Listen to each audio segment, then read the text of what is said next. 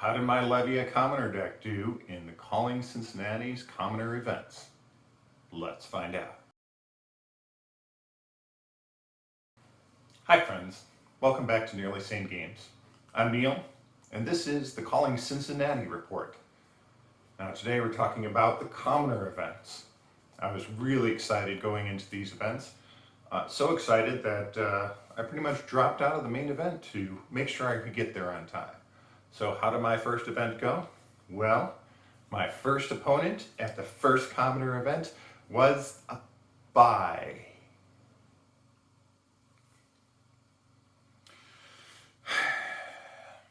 So I won that match. It was a struggle, but I think I got there. My next opponent was a Dorinthia. And Dorinthia with 6 rares does tend to beef up the power a little bit. She gets access to cards that give her weapon go again, and that's where Dory has the chance to snowball. This deck versus my deck kind of struggled a little bit. Being able to block 6 every turn is really pretty strong. I did get some hits.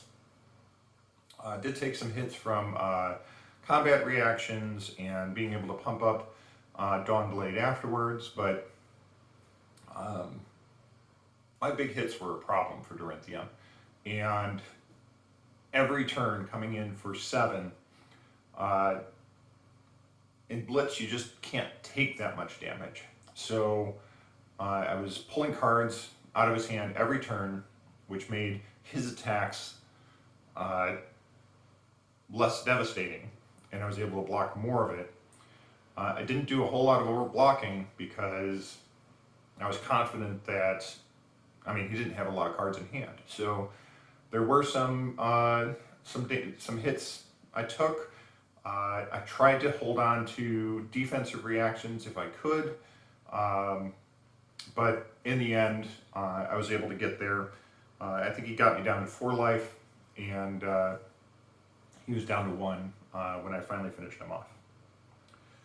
Now my second opponent was a Kasai player, which was interesting. Kasai Sabers, remember you are allowed 6 rares in this event, so 3 of them are taken from your hero and weapons, but it was an interesting matchup, and there were several points where I kind of took a little bit extra damage from attack reactions.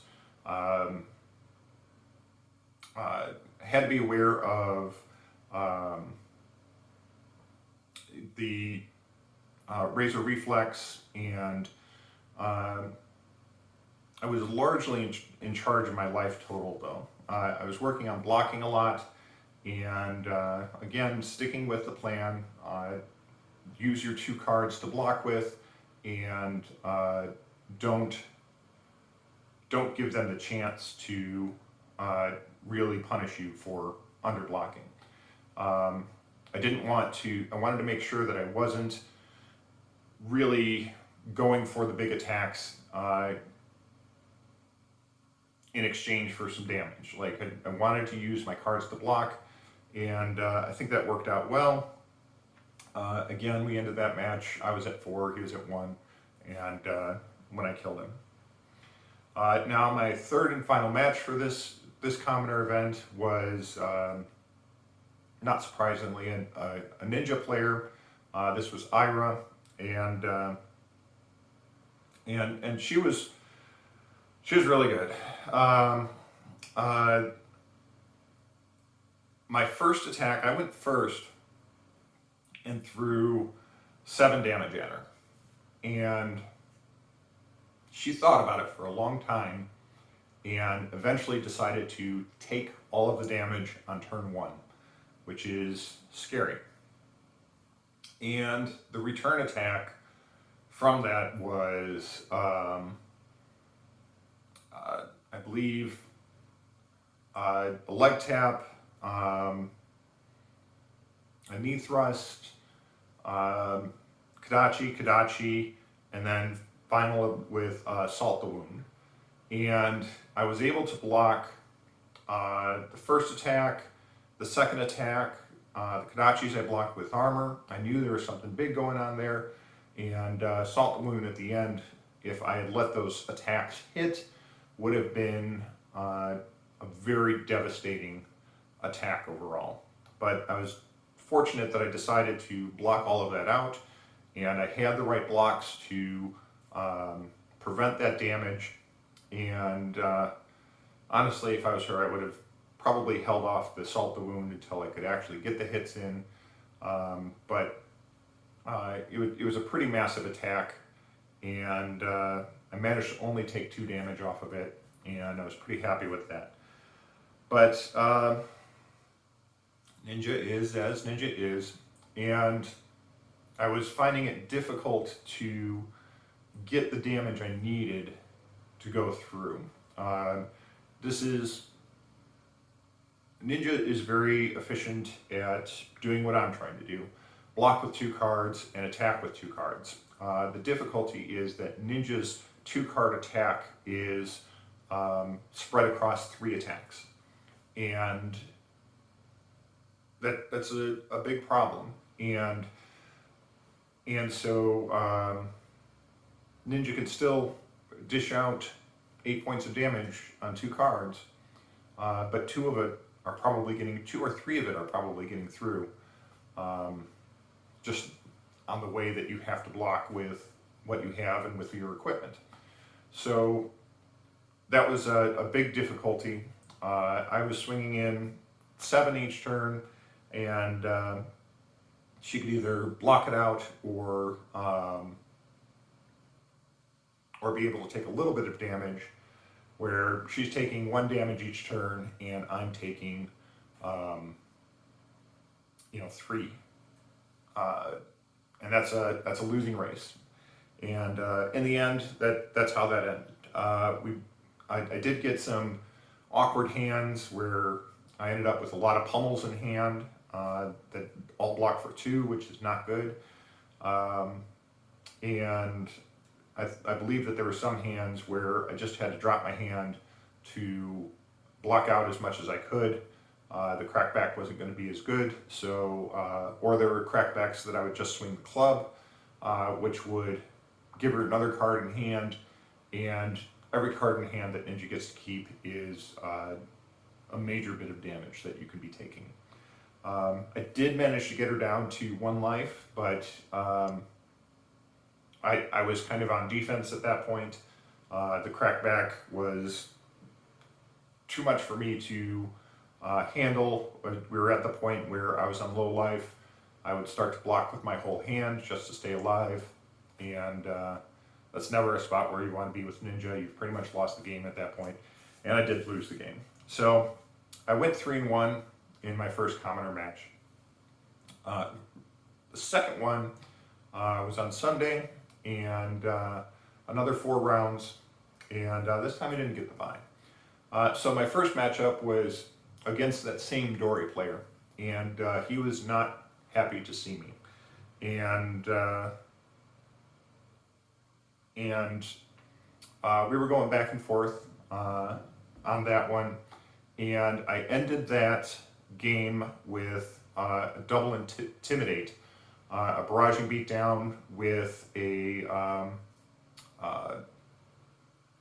smash instinct, and for 7, it's too much. He had 2 cards to block with. He was down at 1 life. It's not enough to block that, so that worked out really well. I was really happy with the way the barraging beatdowns worked. Getting that intimidate really kind of threw off people's game plans, and I think sometimes I get their defense reaction, and so when that happens, they block with, or they don't block, and they have to have their turn with a defense reaction in their hand, which isn't what they want. So that's what I was pushing for. My second match was against a Briar, which was interesting. So I believe I went with I picked one piece of no room. I'm not sure, it probably was the gloves, I think. And this was an interesting match because Breyer comes at you from multiple angles. You do have the defense ability. You have null rune available to you, which changes the match a lot. It's very different than if you're playing against her in sealed or draft. But still a very interesting matchup, and there's a lot of this leak damage that you have to be aware of. Sometimes you can block the arcane, sometimes you can't. I'm running all these blue pitches, so blocking the physical damage was my priority. There were bit damages that I would take. It was an interesting style, but in the end, I think my big attacks were too much for her. She doesn't necessarily defend very well, and being able to throw a 7 attack each turn can start to pull 3 cards from her hand, and that's really not where she wants to be. She really wants to go wide, so that became a problem. And my third match was also against a Commoner Briar, which I found very interesting. This match was a little bit more lopsided in my favor. My last match, I was at 2, they were at 1 when we finished the match. This match was just me throwing giant attacks. I did have some 4-card hands that I was able to throw and pummel, and my opponent was, I think, fairly new to the game and wasn't ready for the attack reactions that I had. Those big pummel turns were really set them on the back foot, pulling a lot of cards from their hand, and they just never recovered. So we ended that game. The other Briar had, interesting, a lot of life gain in that deck. They went up twice in life. I did get them down to 13, and they went back up to 19. This Briar player did not have that life gain in their deck, and I just beat them down very quickly. I was still at 12 life, and they were at 4 when I finally killed them. So for my final match, was not an Ira deck. It was Katsu. Yeah, Ninja is still very impressive. Katsu, Ira, the deck is very, very strong, and it was death by 1,000 cuts. And I would attack, and most or all of my attack would be blocked. A lot of defensive reactions. Sometimes 2 sink belows would block my attack. I did have some more awkward hands, which doesn't help, but I can't make that as an excuse. Ninja was just able to block my attacks, and I was not able to block Ninja's attacks. And this is the problem with Ninja. I think if you're looking for Commodore deck and you want to win, Ninja's the way to go. It gives you your best chance. A controlling Ninja deck. It's going to be the hardest to beat. Although I believe that match, going into it, I was 3-0 and they were 2-1. So somebody beat them. But in the end, they were able to get there. We were both at 1 life. Again, you can't be at 4 or less life with Ninja. They'll just end up killing you, and that's what happened. Just not able to find the right cards to close it out. Again, had some club attacks. Club attacks are easy to block, and if they have a defense reaction in their hand that they can block with 1 card, that's going to be a big swing back and very difficult to block. So in the end, both events, I ended up going 3-1 with my Levia deck. I'm really happy with that. I think that performed very well. There were people getting really excited about my deck, and really enjoyed the build. And I think that it will remain a competitive deck. It just needs to figure out how it needs to handle the ninja attacks. And this might mean that it's more focused on getting a good card in arsenal and powering up for big attacks rather than trying to do the same 7 attack every turn. 7 attack is apparently not good enough to beat ninja. You probably need to get the 10 or 12 attacks going, and the difficulty is that once you push through with a 10 power attack and pull cards from their hands, if you pull cards from their hands, the follow-up is probably just going to be another 7 power attack, and you can't keep consistent pressure on to keep pulling enough cards out of their hands to maintain an advantage. And that's the difficulty with ninja. They can push back with 2 cards and still keep an advantage that you can't keep up with. So, not sure how to deal with that, but I'll be looking for that in the future. So, this has been the Calling Cincinnati report.